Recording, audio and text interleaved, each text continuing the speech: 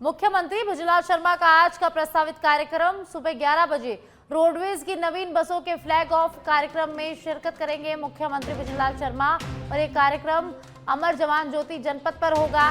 Punjab national bank के साथ सरकार का एमओयू होगा। मुख्यमंत्री निवास पर ये कार्यक्रम आयोजित किया जाएगा। वहीं 12 बजे देवराहा बाबा गौ सेवा परिवार के गौ महाकुंभ में शामिल होंगे सीएम भुजलाल शर्मा। विद्याधर नगर स्टेडियम जयपुर में ये कार्यक्रम चल रहा है, जहां मुख्यमंत्री भुजलाल शर्मा पहुंचेंगे। उसके बाद 4 बजे विप्र फाउंडेशन के कार्यक्रम में शामिल होंगे CM. Shri Parshuram Gyanpeeth centre for excellence and research का उद्घाटन मुख्यमंत्री भुजलाल शर्मा आज करेंगे। श्री परशुराम ज्ञानपीठ निर्जा मोदी स्कूल शिप्रापथ मानसरोवर जयपुर में इस कार्यक्रम का आयोजन होगा।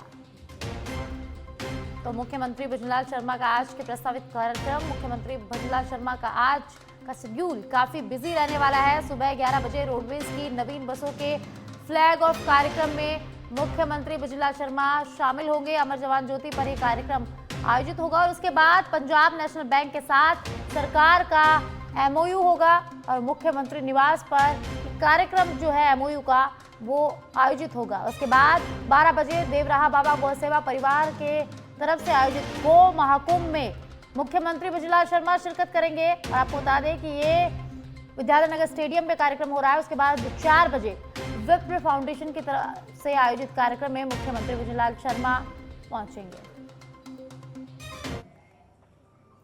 जयपुर दिल्ली हाईवे पर आज से लेन सिस्टम लागू। चंदवाजी से शाहजहांपुर तक 125 किलोमीटर लेन में चलेंगे वाहन। नियम तोड़ने पर 2000 तक का जुर्माना लगेगा। तीसरी लेन में भारी वाहन और ट्रक ही चल सकेंगे। दूसरी लेन में हल्के वाहन सामान्य गति से चलेंगे और पहली लेन में तेज रफ्तार हल्के वाहन और इमरजेंसी सर्विसेज। और अब तक 247 अवैध कट बंद कर दिए गए हैं। 323 गांवों का सर्विस रोड से जोड़ दिया गया है। 2 बार से अधिक चालान पर लाइसेंस जो है वो निलंबित कर दिया जाएगा। गलत लेन में चलने, ओवर स्पीड, परमिट शर्तों के उल्लंघन पर 500 से 10,000 का जुर्माना लग सकता है। हाईवे पर वाहन पार्क करना पूरी तरह से प्रतिबंधित होगा। हाईवे पर गोवंश और पशुओं की एंट्री रोकने के कड़े इंतजाम भी किए गए हैं। तो ज्यादा जानकारी के लिए सुनील मेरे सहयोगी मेरे साथ जुड़ गए हैं, जानकारी उनसे लेते हैं। सुनील, जयपुर दिल्ली हाईवे पर आज से लेन सिस्टम जो है वो शुरू हो गया है। चंदवाजी से शाहजहांपुर तक 125 किलोमीटर लेन में वाहन चलने वाले हैं, तो क्या कुछ ज्यादा जानकारी है? बिल्कुल साक्षी, देखिए हाईवे पर लगातार जो सड़क दुर्घटनाएं हो रही हैं उनको किस तरह से रोका जाए, इसको लेकर तमाम तरह के जो वर्क किए जाते हैं, स्टडी की जाती है। उसके बाद में तय किया गया है अब कि जो लेन सिस्टम है, चूंकि पहले से जो सड़क जब बनाई जाती है, हाईवेज बनाए जाते हैं तो लेन सिस्टम होते हैं, लेकिन वो नियम है वो फॉलो नहीं हो रहे थे। अब आज से स्पष्ट तौर पर ये साफ निर्देश दे दिए गए हैं कि आज से लेन सिस्टम को फॉलो करना पड़ेगा। और जो लेन सिस्टम है उसमें अलग अलग व्हीकल्स का जोन रखा गया है। भारी वाहन, फिर जो मीडियम वाहन है वो, और सबसे जो पहली लाइन है उस पर जो इमरजेंसी वाले वाहन या जो तेज स्पीड वाली जो वाहन है वो चलाए जाएंगे, यानी कार और जो इमरजेंसी वाहन पहली लाइन में चलेंगे। सेकंड लाइन पे जो हल्के वाहन होते हैं, जो माइल्ड होते हैं वो चलेंगे, और तीसरी लाइन पर भारी वाहन चलेंगे। सीधा सीधा मकसद यही है कि अगर लेन सिस्टम फॉलो होगा तो सिस्टम से वाहन चलेंगे और सड़क दुर्घटनाओं में कमी आएगी।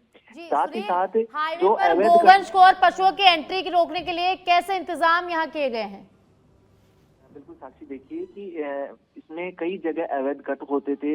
उन कट से जो अनाधिकृत वाहन है वो एंट्री करते थे। दूसरी तरफ जो गोवंश है वो भी हाईवे पर आ जाते थे। तो इसके लिए, क्योंकि गोवंश को कोई रोक नहीं सकता है, लेकिन निगरानी के लिए उनको रोकने के लिए बैरिकेडिंग की गई है। और जहां से गोवंश आ सकते हैं जिस कट से, तो ऐसे में आसपास जितने भी गोवंश है उनके गले में रिफ्लेक्टर डाला हुआ है, ताकि दूर से जब किसी वाहन की लाइट पड़े रात के समय में तो वो रिफ्लेक्ट हो जाए, जिससे जो वाहन चालक पहले से अपनी जो स्पीड है उसको कम कर ले या गोवंश को बचाने की कोशिश करे। इसका ध्यान रखा गया है।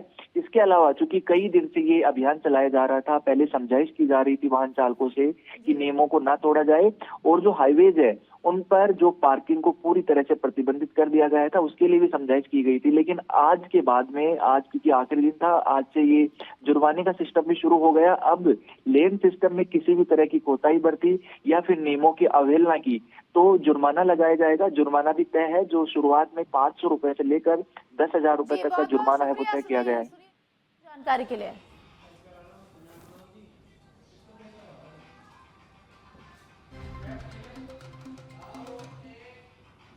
और अब खाटू श्याम जी से खबर है, जहां आज रात बंद हो जाएगा खाटू श्याम मंदिर।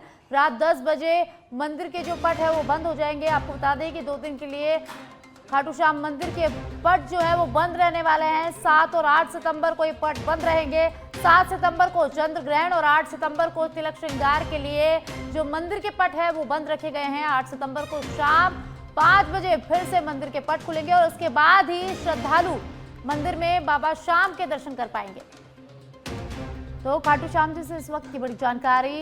खाटू श्याम मंदिर के पट 2 दिन के लिए बंद रहने वाले हैं और आज रात 10 बजे से पट बंद रहेंगे और ये जो पट है वो 8 सितंबर 5 बजे शाम को फिर से खुलेंगे। और ज्यादा जानकारी के लिए मेरे सहयोगी एनआर मनोहर मेरे साथ जुड़ गए हैं, जानकारी उनसे लेते हैं। एनआर मनोहर, जो खाटू श्याम जी दरबार है, खाटू श्याम जी के मंदिर है के पट 2 दिन के लिए बंद रहने वाले हैं। 7 और 8 सितंबर को ये पट बंद रहेंगे, क्या कुछ ज्यादा जानकारी? तो ये बाबा श्याम के भक्तों के लिए बड़ी जानकारी है। आज रात से ही बाबा श्याम के जो है कपाट है वो बंद हो जाएंगे, यानी तो खाटू श्याम जी से खबर है, जहां खाटू श्याम मंदिर के पट 2 दिन के लिए बंद रहने वाले हैं। 7 और 8 सितंबर को ये पट बंद रहने वाले हैं। आज रात 10 बजे पट बंद हो जाएंगे और वहीं 8 सितंबर को फिर से 5 बजे मंदिर के पट खुलेंगे और उसके बाद ही श्रद्धालु जो है बाबा श्याम के दर्शन कर पाएंगे। और अब सुमेरपुर से खबर है, जहां किसी भी समय जवाई बांध के गेट खोले जा सकते हैं। जवाई बांध का गेज करीब 60 फीट के पास पहुंच गया है। जवाई बांध की कुल भराव क्षमता 61.25 फीट है। सही बांध और नालों से तेज पानी की आवक लगातार यहां जारी है। जवाई बांध के अब तक 9 बार ये गेट खुल चुके हैं। जवाई गेट खुलने से किसानों को बड़ा लाभ यहां मिलेगा। जवाई नहर खंड प्रशासन और उपखंड प्रशासन ने एडवाइजरी जारी की है। आमजन से जवाई नदी से दूर रहने की अपील की गई है। तो सुमेरपुर से खबर है, जहां जवाई बांध के गेट कभी भी खोले जा सकते हैं। आपको बता दें कि कुल अब तक 9 बार जवाई बांध के गेट खुल चुके हैं। जवाई गेट खुलने से किसानों को भारी लाभ मिलने वाला है। जवाई बांध का गेज करीब 60 फीट तक पहुंच चुका है।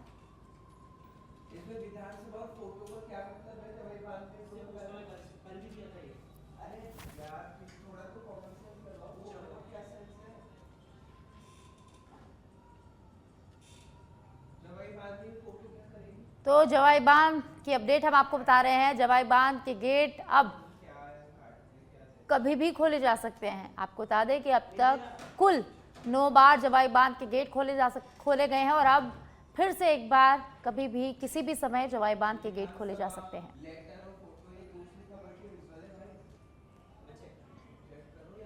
और अब टोंक के देवली से बड़ी खबर सामने आ रही है। बिसलपुर बांध में पानी की बम्पर आवक हुई है। बांध के 8 गेट खोलकर 96,000 क्यूसेक से भी ज्यादा पानी की निकासी की गई है। कैचमेंट एरिया में तेज बारिश के बाद गेट खोले गए। गेट नंबर 7, 8, 9, 10, 11, 12 खोलकर पानी की निकासी की गई। लगातार जारी है निकासी। गेट नंबर 14 को 1 मीटर खोलकर पानी की जो निकासी है वो की जा रही है। बिसलपुर बांध के कैचमेंट एरिया में भारी बारिश के चलते पानी की आवक यहां बढ़ी है।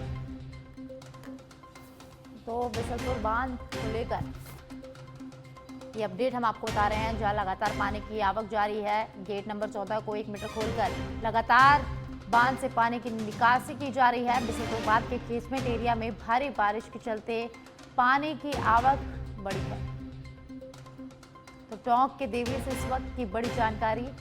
बिसलपुर बांध में लगातार पानी की आवक जारी है।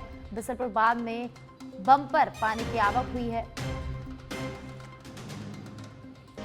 बांध के 8 गेट खोलकर 96,000 क्यूसेक से भी ज्यादा पानी की निकासी की जा रही है।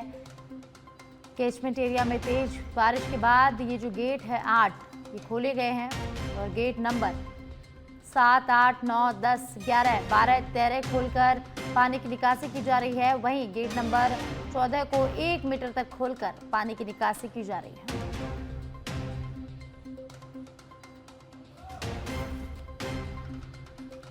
तो बिसलपुर बांध में लगातार पानी की आवक जारी है और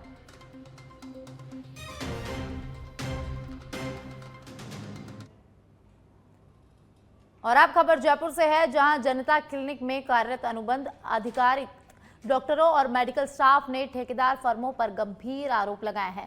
इन कर्मचारियों ने नेता प्रतिपक्ष टीकाराम जूली के आवास पर पहुंचकर अपनी समस्याएं रखी और निष्पक्ष जांच की न्याय की मांग की है। अनुबंध कर्मियों ने बताया कि क्लिनिक में नियुक्ति के लिए जिम्मेदार 2 निजी ठेकेदार फर्म मनमानी तरीके से कर्मियों को हटाकर और नियुक्त कर रहे हैं, जिससे पहले से कार्यरत अनुभवी कर्मचारियों को मानसिक और आर्थिक तनाव झेलना पड़ रहा है। कई डॉक्टरों और मेडिकल स्टाफ ने शिकायत करते हुए कहा कि उन्हें बिना किसी पूर्व सूचना या कारण बताए अचानक सेवा से बाहर कर दिया गया है।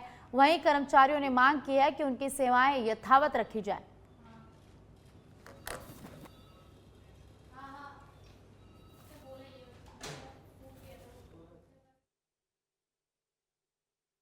ये बहुत गंभीर विषय है। एजेंसी चेंज हो गई थी, ये थोड़ी है कि जो लोग बेचारे इतने 2-2, 3-3 साल से लगे हुए हैं उनको हटाया जाए और उनसे पैसे मांगे जाएं। ये शिकायत मेरे पास आई है, मैं अभी बात करूंगा अधिकारियों से। ये बर्दाश्त से बाहर की चीज़ें हैं कि इस प्रकार से डबल इंजन की सरकार बताते हैं, नीचे भ्रष्टाचार हो रहा है और कोई इस पर ध्यान नहीं दिया जा रहा, तो ये गलत है। मैं अभी अधिकारियों से मैं स्वयं बात करूंगा। ठेका प्रथा के खिलाफ लगातार आप ठेका प्रथा हमने तो खत्म ही कर दी थी, इसके खिलाफ कानून लेके आ गए थे, उसके तहत ये लोग कार्रवाई नहीं कर रहे हैं। और अब नए अलग अलग विभागों के अंदर वापस जो है एक परिपाटी, जैसे केंद्र सरकार ने अग्निवीर लेके आए, तो अभी शिक्षावीर ले आए हैं कि अभी एजुकेशन के अंदर भर्ती करेंगे, वो 5 साल के लिए करेंगे। तो ये तरीका सरकार का गलत। सर, हम राजस्थान के आयुष्मान आरोग्य मंदिर जो जनता क्लिनिक के नाम से है, उसमें कई सालों से काम कर रहे हैं। बहुत सारे स्टाफ, उसमें doctor, ANM, nursing staff, pharmacist सभी काम कर रहे हैं। हमारा एक्चुअली जो किसी एजेंसी के साथ टेंडर था वो 31 अगस्त तक था। अब उनका टेंडर ख़त्म हो गया। हमारा टेंडर किसी 2 फर्मों को दिया गया है, जिसमें कई नई जनता क्लिनिक है उसको नई फर्म को दिया है, जो पुरानी जनता क्लिनिक है वो उसको दिया है। नई जो जनता क्लिनिक है वो उनके स्टाफ को तो जो दूसरी एजेंसी है वो एज इट इज़ रख रही है, उनमें कोई दिक्कत नहीं है। लेकिन जो पुरानी जनता क्लिनिक है वहाँ से कई स्टाफों के पास में पैसों की मांग को लेकर फ़ोन भी आ रहे हैं, उनको डराया धमकाया जा रहा है कि आप हमें अगर। खबरों में आगे बढ़ते हैं। अलवर संसदीय क्षेत्र के लिए यह सप्ताह ऐतिहासिक उपलब्धियों से भरपूर रहा।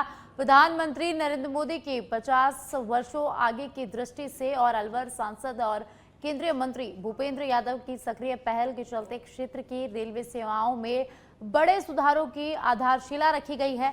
दिल्ली स्थित रेलवे भवन में रेल मंत्री अश्विनी वैष्णव की अध्यक्षता में आयोजित बैठक में अलवर जिले के रेलवे नेटवर्क के भविष्य को लेकर कई महत्वपूर्ण निर्णय लिए गए हैं। ये निर्णय केवल वर्तमान जरूरतों की पूर्ति तक सीमित नहीं है, बल्कि अगले 5 दशकों की संभावनाओं और चुनौतियों को ध्यान में रखते हुए ये निर्णय लिए गए हैं। इस अवसर पर केंद्रीय मंत्री भूपेंद्र यादव ने कहा कि यह केंद्र और राज्य सरकार की साझा प्रतिबद्धता का परिणाम है कि अलवर आने वाले दशकों में सशक्त और सुरक्षित रेलवे नेटवर्क का उदाहरण बनेगा।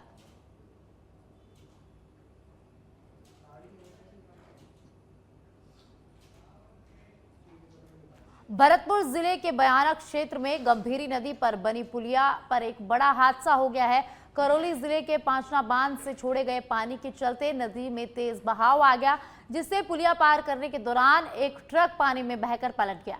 हादसे के दौरान मौके पर मौजूद लोगों ने सूझबूझ दिखाते हुए ट्रक चालक को पानी के अंदर से सुरक्षित बाहर निकाल लिया।